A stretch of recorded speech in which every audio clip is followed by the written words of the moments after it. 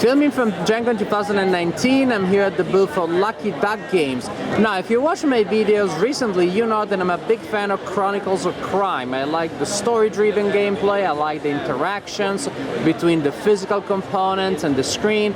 So I was very excited when I learned that Lucky Duck Games is now presenting a new game. It's not quite out yet. I think they're gonna kickstart this soon. It's called Time of Legends Destinies, and it appears to be a game that is competitive but has some of the same story-driven elements as Chronicles of Crime. And Philip has kindly agreed to tell us a little bit about this upcoming release. With a pleasure. Hi guys. So Time of Legends Destinies is a brand new game, and as far as we know, it's first ever RPG-like board game which is fully story-driven and competitive at the same time. So we took a scan and play technology we use in Chronicles of Crime, and we create Destinies system to use with various settings possibly to have excellent story-driven experience together with an exploration in an adventure game.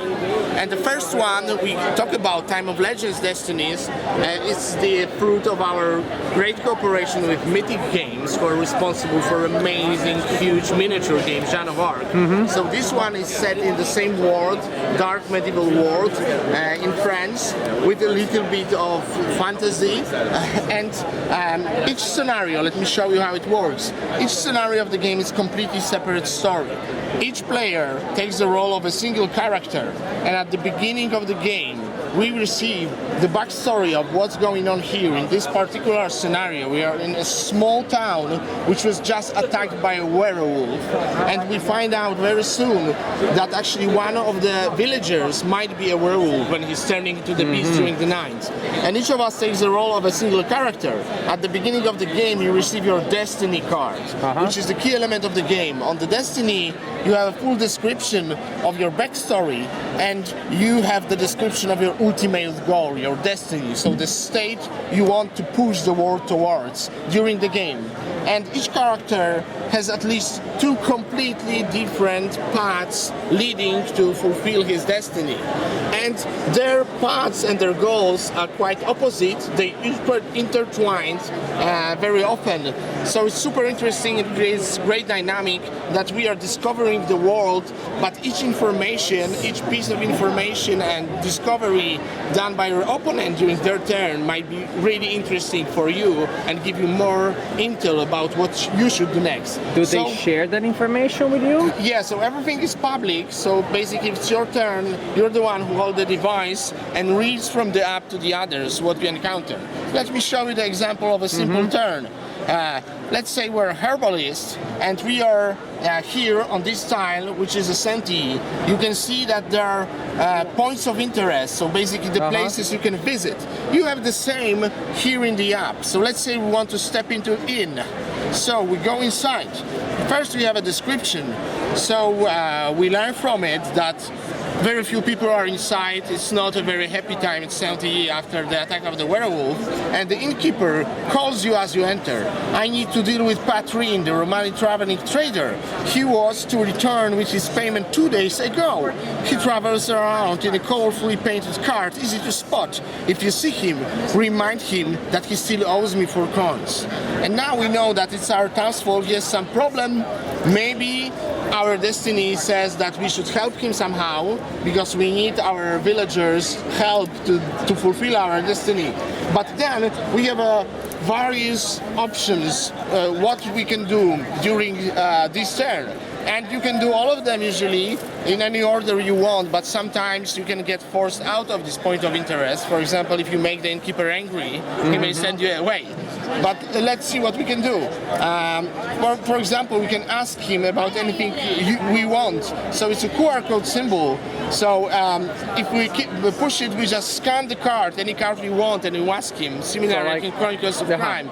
So if we scan our destiny, he will tell us what he thinks about our way we want to solve the whole story. We can also, for example, he told us about this Romani trader who owes his money. If we would have 4 money, we'd be able to just give him back this money, but we don't have enough. But for example, you can listen to the gossip, and you can see here this blue symbol. This means a test. If you want to listen to the gossip, it says that it's a wisdom test. Each character has 3 stats, which you can see here at the player board.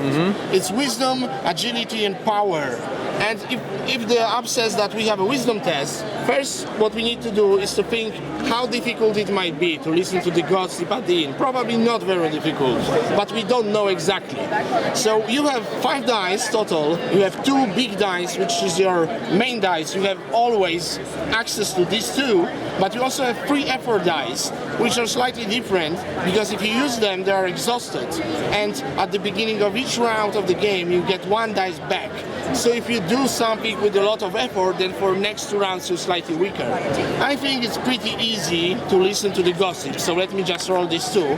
Oh, pretty good roll. I rolled 7 total. So now we check on my wisdom track how many skill points I have up to the 7, because I rolled 7.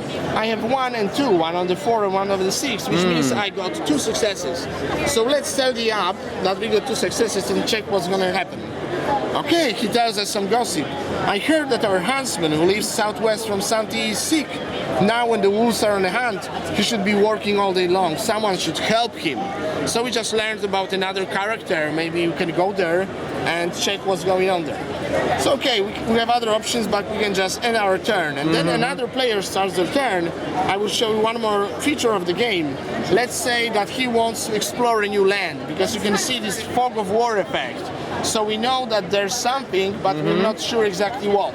So if you want to go there and explore, you just click it in the app, and then the app tells you to flip this tile over, and we got a description of the place.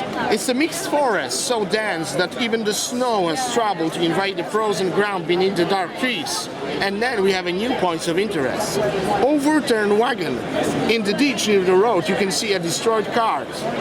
Maybe it's this traveling merchant's wagon the innkeeper mentioned. And we have a den, a wolf den. Could be the same pack that attacked the church, but it's not the werewolves there. And now we again have a choice. We can go to the point of interest. For example, if you want to go to the den, that now we see that there are many beasts inside, but we can, for example, option to throw something inside. So if you have a right object, you can try to throw inside a lantern and set the den on fire. I see. We can try creative use of objects. Stuff. Yeah, exactly. And what are the victory conditions? Do they change with the scenarios, or? Yeah, always they're strictly story related. So it's described on your Destiny card, but you need to investigate, you need to meet people, convince them, fulfill quests, and when you're ready to trigger the ending of the game, then it starts an epic ending. And then, for example, for Herbalist, one of the ways to solve the situation is to perform a counter ritual to turn the werewolf back into the human form. So if she's ready, if she gathered enough items she needs and convinced people to help them, then she starts this. And based on how well she's prepared, the ritual will take a few turns. So other players have still a chance to trigger their epic endings and even finish their epic endings before she will. So excellent. At the very last moment, there's a direct competition. Excellent. So, thank you very much. So when will the game be available? Hashtag soon. So we go to Kickstarter this autumn, hopefully late September, but it's not yet 100% confirmed that it's going to be September. Thank you for telling us about Time of Legends, Destinies. Thank you so much, my pleasure.